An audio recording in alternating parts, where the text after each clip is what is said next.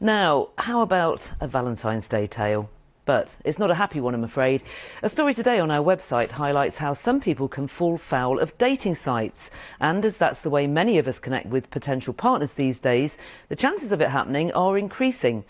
New research by cybersecurity company ESET shows that half of people believe loneliness around Valentine's Day leaves them at a higher risk of catfishing. Jake Moore is a cybersecurity expert from ESET. He's carried out the research. Thanks for joining us, Jake. Thank you. Now, can you first of all explain to us this term catfishing, which is one that will not be immediately obvious to people? Yeah, so catfishing is when someone creates a fake online identity and then uses it for nefarious purposes. That could be to, say, troll that person, or in this case we're seeing much more around financial gain.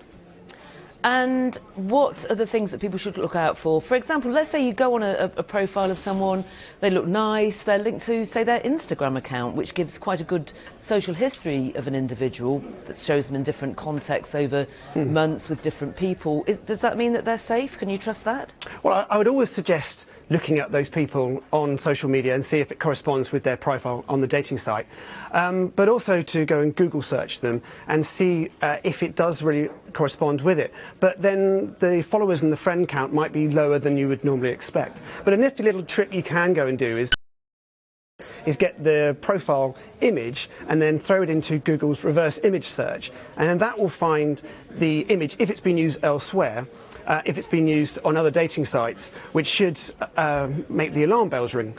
Also, it may be used in a stock photo. This is when the red flags should start to fly. And what is the single most important piece of advice that you would give someone to help them avoid catfishing? Well, of course, you shouldn't ever be sending money to someone that you've never met. But the problem is, they are extremely convincing storytellers. They're very good at what they do. They're professionals. They may even be doing this type of catfishing to 2 or 3 people at once. And it can go over weeks and months sometimes.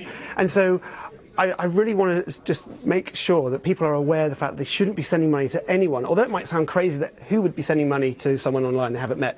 But as they're so convincing at what they do, they are very good at gaining trust with their victim, and that's what we're seeing right now.